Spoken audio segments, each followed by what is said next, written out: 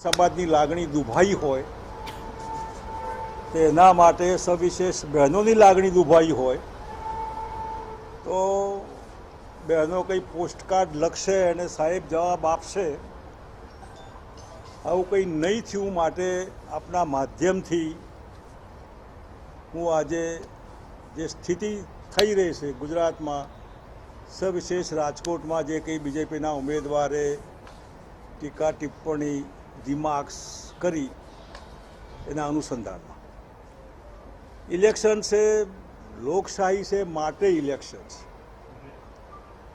અને આ લોકશાહીના પ્રણેતા આપણા દેશના રજવાડા રોયલ ફેમિલીઝ જે 500 કરતાં વધારે હતા, એમને જો આપણા દેશમાં ભળી જવાની અનુમતિ ના આપી હોય તો હિન્દુસ્તાનમાં લોકશાહી હોત નહીં અને આજે આ ઇલેક્શન પણ ન હોત. દાખલા તરીકે ભૂતાન લોકશાહી નથી, નેપાળની રાજાશાહી અંદર લગભગ 20-22 લોકોના મર્ડર પછી ત્યાં લોકશાહી આવી. પાકિસ્તાનમાં પણ સો કોલ્ડ ડેમોક્રેસી છે. એવી લોકશાહીના પ્રણેતા એવા રજવાડાઓ માટે ગમે તેવી હલકી વાત કરવી એ બીજેપીને શોભા દેતી નથી. ઉમેદવારથી કોઈ પણ કારણસર બોલાયું હોય એનું રેફરન્સ હોય, પણ જાહેર જીવનમાં બોલવા કરવાનું બહુ ધ્યાન રાખવું પડતું હોય છે. અને આવા જ બોલવાથી દ્રૌપદીએ કીધું કે આંધ્રાના બધા આંધ્રા થાય ને એમાંથી મહાભારતના દુષ્પરિણામો આપણને ખબર છે. તો આ જે રીતે એક સમાજ ઉપર આક્રમણ કરીને ગમે તેવી વાત કરવી અને પછી માફી માગવાની જે ફોર્માલિટી, એ પણ પક્ષને પેલું નુકસાન ન થાય માટે હું માનું ત્યાં સુધી આ બીજેપીના કલ્ચરને શોભા નથી દેતું.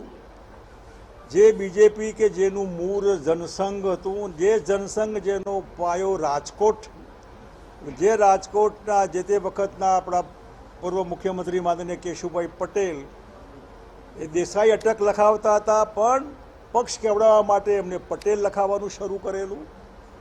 એ પટેલ અને હું ક્ષત્રિય બંને પક્ષનું જે પાર્ટી પક્ષ એ સમજીને જે સમીકરણથી ગુજરાતના રાજકારણમાં જનસંઘ બીજેપી જે આજે દિલ્હીના અને ગુજરાતના શાસનમાં રાજ્ય કરી રહ્યા છે, એ કલ્ચર આવું નહોતું. એમાં કોઈ દિવસ કોઈને હલકા ચિતરવા, બહેનોની માનસિકતા સમજ્યા વગર ગમે તેવું બોલ્યા કરવું, શશી થરૂરની ગર્લફ્રેન્ડ 50 કરોડની, જે મણિપુરમાં બહેનો ઉપરનો રેપ અને જે અત્યાચાર, મૌન રહેવું, પહેલવાન બહેનો જંતર મંતરમાં અપવાસ ઉપર ઉતરી મૌન રહેવું. એટલે અનેક ઠેકાણે બહેનોની આવી દુર્દશા અને સ્ત્રી સશક્તિકરણની વાત કરવી. અને એમાં જ્યારે મારા સમાજની બહેનો જે મુદ્દો લઈને નીકળી છે એના ઉપર FIR કરવી, પોલીસે એરેસ્ટ કરવાની કોશિશ કરવી, સરકારે દાજા ઉપર ડામ નહીં દેવો જોઈએ. આ એક એવો મુદ્દો છે જે મુદ્દાથી આખું ગુજરાત કદાચ અવરા રસ્તે ચડે તો ભડકે બરે એવો મને ભય છે. આ પટેલ ક્ષત્રિયની લડાઈ નથી. તો ત્યાં સુધી કહીશ કે આ કોંગ્રેસ બીજેપીની પણ લડાઈ નથી, પરંતુ બીજેપીની જે ખોટી માનસિકતા, જે માનસિકતાના આધારે જો તમે ખરેખર લાગણીઓ સમજતા હોય બહેનોની, સમાજની, બીજા બધાની, તો અત્યાર સુધીમાં આનો અભ્યાસ કરીને ઉમેદવાર બદલવાનો નિર્ણય કર્યો હોત. મોટાભાગની જે લાગણી હું સમજો કે ભાઈ ઉમેદવારને બદલો, ભારતીય જનતા પાર્ટી જેને મૂકવા હોય એને મૂકે, પણ જે ઉમેદવારે હું કીધું છે એને તો અમે સહમત નથી અને અમે એમને સહન નહીં કરીએ. આનો ચેપ રાજસ્થાન સુધી આખા દેશમાં કદાચ, કારણ કે બીજેપીની માનસિકતા એ એન્ટી ક્ષત્રિય બની રહી છે. એના દાખલા પુરાવા 19માં તમે એક બી ઉમેદવાર ક્ષત્રિય સમાજમાંથી લોકસભામાં નહીં 24માં નહીં મૂક્યો. એટલું નહીં, દાખલા તરીકે રાજસ્થાનમાં વસુંધરા રાજ્ય હતા એમને બી કાઢ્યા. એટલું જ નહીં, જે ભારત રત્નની માગણી મહારાજ કૃષ્ણકુમાર સિંહજી જે રજવાડાએ પહેલ કરી ભરી જવા માટે,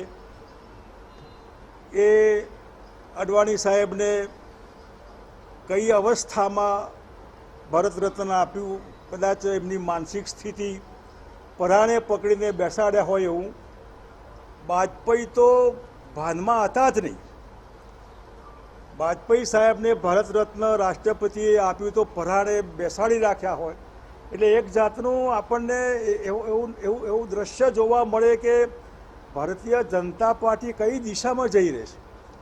તમે ભારત રત્ન આપો, પણ આપવા માટે જેને કોઈ ઉત્સાહ નથી, એમના મૃત્યુ પછી આપવું જ હોય તો. અને જેની માગણી અમે કરેલી મહારાજ કૃષ્ણકુમારસિંહજી, 2019માં મેં પત્ર લખેલો કે એમની સરદાર સાહેબની પ્રતિમાની બાજુમાં નર્મદા કિનારે 542 કરતાં વધારે રજવાડાઓ હતો, એમની પુરાકદની મૂર્તિઓ ઊભા કરીને એમનો ઇતિહાસ લખવો જોઈએ, જોઈનિંગ તારીખ લખવી જોઈએ. એ તો બધું એક બાજુ ગયું. પણ એના બદલે જે રજવાડાઓએ કીધું કે એની બેન બેટીઓ સુધી જ્યારે વાત જાય ત્યારે ભારતીય જનતા પાર્ટી ક્યાં પોતાનો કલ્ચર આવું છે માનીને ટેકન ફોર ગ્રાન્ટેડ ચાલે. પણ જ્યારે સમાજને અહીં કલેજા પર ચોટ લાગે, હું માનું ત્યાં સુધી આ ચોટ લાગી છે બરાબર, અને આ ચોટ લાગી એમાં ભારતીય જનતા પાર્ટીનું લોકસભાનું રાજકોટનું કાર્યાલયને તાળા વાગે એટલું પૂરતું નહીં હોય. આ ગમે ત્યાં તાળા વાગશે. એટલા માટે સમજીને એમને જે પાર્ટીએ ઉમેદવારી નક્કી કરી હોય એ પાર્ટી જ ઉમેદવારમાં આઘું પાછું કરે. આમાં વ્યક્તિગત ઉમેદવારે નક્કી નથી કરવા. પોતે ઉમેદવાર થવું ન થવું, ઉમેદવાર થયા એ પાર્ટીએ નક્કી કર્યા. રાજ્યસભામાં લઈ જાઓ, આપણને ક્યાં વાંધો છે. પણ જો ઉમેદવાર ભારતીય જનતા પાર્ટી નથી બદલતી, એનો અર્થ કે ભારતીય જનતા પાર્ટી નથી બદલતી, તમે થયા એ કરો. તમારી બેન બેટીઓ પર અમે ગમે તેવું કરીશું, તમે થયા કરી લો. અને ભારતીય જનતા પાર્ટીવાળા ક્ષત્રિયો જે હોય, કદાચ સિદ્ધાંત નીતિને માનતા હોય, પણ જો એમનો આત્મા એમની બેન દીકરીને કોઈ આ સંભળાયું હોય તો એ શું કરત? ફરગેટ ક્ષત્રિયો, પણ સમાજની કોઈ પણ બેન દીકરી માટે ગમે તેવા એલિગેશન થાય તો આપણે શું કરીએ? આપણે આપણી બેન દીકરીની વાત સાંભળી લઈશું કે તેલ પીવા ગયું રાજકારણ. રાજકારણ એવું ન હોય કે હવે મારું સમાન મારે ઘીરો મૂકવાનું હોય. અને ઘીરો મૂકવાવાળા ઘણા બધા હતા. એટલે ઘણી વખત હું જાહેરમાં માનસિંહનો, જોધપુરના રાજાનો દાખલો બી આપું, જે અકબરને શરણે થઈ ગયા હતા. થઈ જાઓ શરણે, મને એનો વાંધો નથી. પણ તમે સમાજની અસ્મિતા, સમાજની લાગણી, એમની ભાવના, એને ઠેસ લાગીશ, અહીં ચોટ લાગેલીશ, એને મલમપટ્ટી નહીં થાય. અને મલમપટ્ટીની એમની માગણી ફક્ત ને ફક્ત ભાઈ તમે આજના બીજેપીના ઉમેદવારને બદલો, જે બીજેપીના હાઈકમાન્ડના હાથમાં છે. બીજેપી આખું ગુજરાતના હાથમાં, ઓલ ઇન્ડિયાના બીજેપીનું હાઈકમાન્ડ છે. એટલે જો ગુજરાતની આ લાગણી ભારતીય જનતા પાર્ટીનું હાઈકમાન્ડ ન સમજે તો એમ સમજવાનું કે એમની સહમતિ છે. આ ગાળ દેવામાં બીજેપી હાઈકમાન્ડની સહમતિ છે, વડાપ્રધાનની સહમતિ છે, પાર્ટી પ્રેસિડેન્ટની સહમતિ છે, હોમ મિનિસ્ટરની સહમતિ છે. તમે અમને આવી ગાળો બોલો છો, ઓકે, તમને મંજૂર છે, ઠીક છે, અમે અમારી રીતે જે કરવું હોય અમે કરીશું. અને એ કરવા માટે જે રીતે અત્યારે ચાલી રહ્યું છે, હાલી રહ્યું છે, હું માનું ત્યાં સુધી જો સરકાર આમાં વધારે દાજા ઉપર ડામ દેશે, બરતામાં ઘી હોમશે, FIR કરશે, બહેનોને એરેસ્ટ કરવાની કોશિશ કરશે, ક્યાંય લોકો આવેદનપત્ર આપવા જતા હોય ને રોકવાની કોશિશ થાય, લાઠીચાર્જ થાય, વગેરે વગેરે, તો માનું ત્યાં સુધી આ ગુજરાત માટે આ તંદુરસ્ત નિશાની નથી. માટે સમજદાર દેશની બહુ મોટી પાર્ટી, દુનિયાની મોટી પાર્ટી, ગુજરાતમાં 25 વર્ષથી વધારે શાસન છે એમનું, અને એ રીતે જો એમની આ દાદાગીરી, લુખી દાદાગીરીમાં પરિવર્તિત થવાની હોય તો ચૂપ રહેવાય નહીં. અને એટલા માટે સરકારને એક જાતની વાત કરવા કે ભાઈ તમે આ સમજો, તમે કરી રહ્યા, તમે તમારા માધ્યમથી તમારા ઉમેદવાર આ બોલી રહ્યા છે, તમે જો સમાજની માગણી છે કે એમને બદલો, આટલી નાની વાત પણ તમે સહમત ન થવાના હોય. તમને તમારા પ્રોબ્લેમ હોય તો ઉમેદવાર બદલી શકો, એમાં તમને પ્રોબ્લેમ નથી.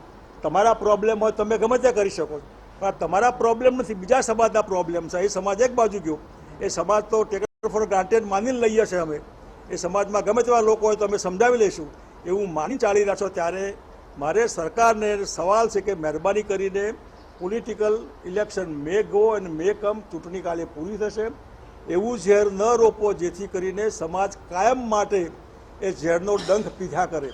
અને એટલા માટે તાત્કાલિક તમે થોડા સમજદાર હોય તો, અને જે આ આક્ષેપ છે એમાં તમે બી સહમત ન હોય તો લોકસભાના ઉમેદવાર મોકલો, તમે એમને રાજ્યસભામાં મોકલો, જે કરવું એ કરો, એ કોઈ આપણને વાંધો નથી, વ્યક્તિગત સવાલ જ નથી આવતો. પણ બીજેપીની માનસિકતા આ દેવી શક્તિ, સ્ત્રી શક્તિ એના વસ્ત્રાહરણની હોય.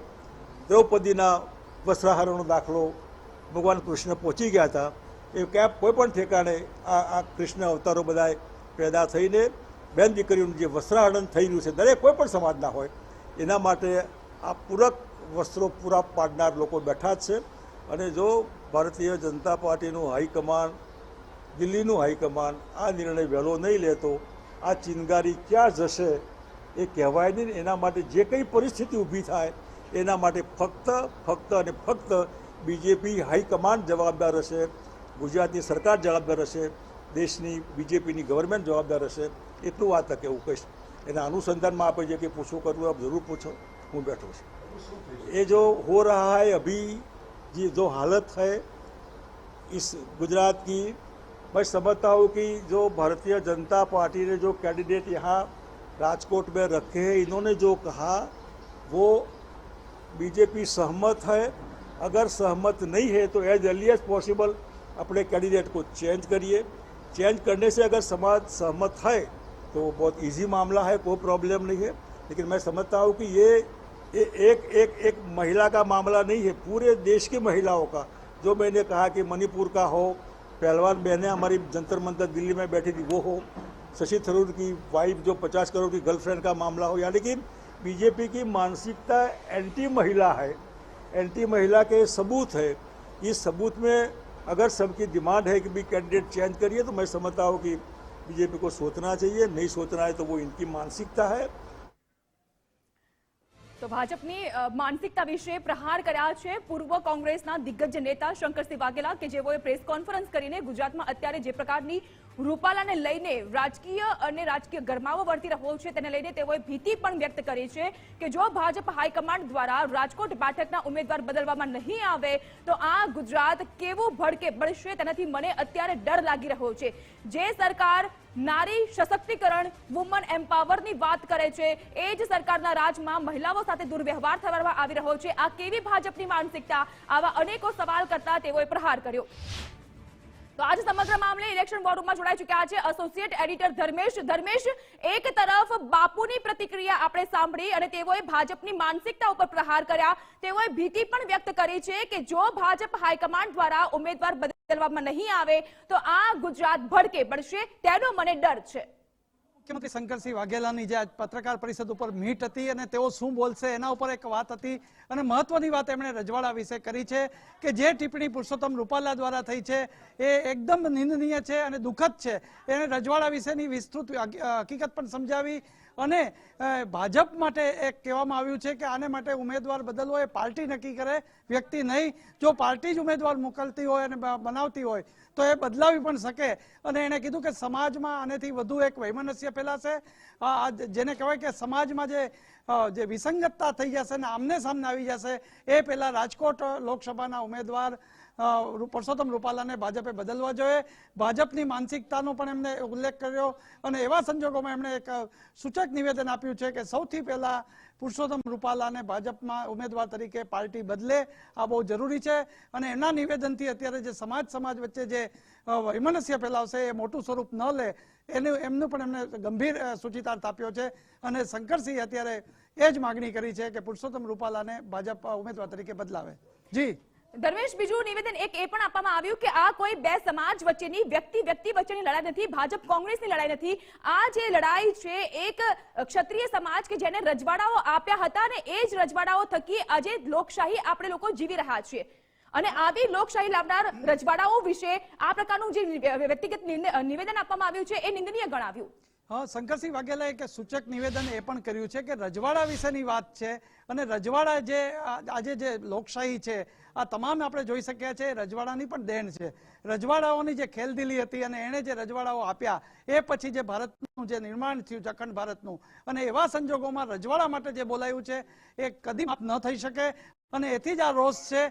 અને આ રોષને કારણે અત્યારે જે મહત્વની વાત કહી શકે ભાજપ જેટલું મોડું કરશે એટલું નુકસાન છે, કારણ કે સમાજમાં જે રોષ ફેલાયો છે એ રૂપાલાના ટિપ્પણીથી છે. અને એ પણ રજવાડા કે જે માત્ર ક્ષત્રિય સમાજની તમામ લોકો માટે એક પ્રિય રજવાડા હતા, એ રજવાડા માટે જે બોલાયું છે એ નિંદનીય છે, દુઃખદ છે. અને એને માટે એમણે કહ્યું છે કે ભાજપ જેટલું મોડું કરશે એટલું નુકસાન એમને તો થશે પણ સમાજમાં એક મોટો વૈમનસ્ય ફેલાશે. જી ધર્મેશ, તાલુકે જિલ્લે હવે ગામડાઓમાં પણ પ્રહાર થઈ રહ્યા છે. ધર્મેશ, આપણે પૂછીશ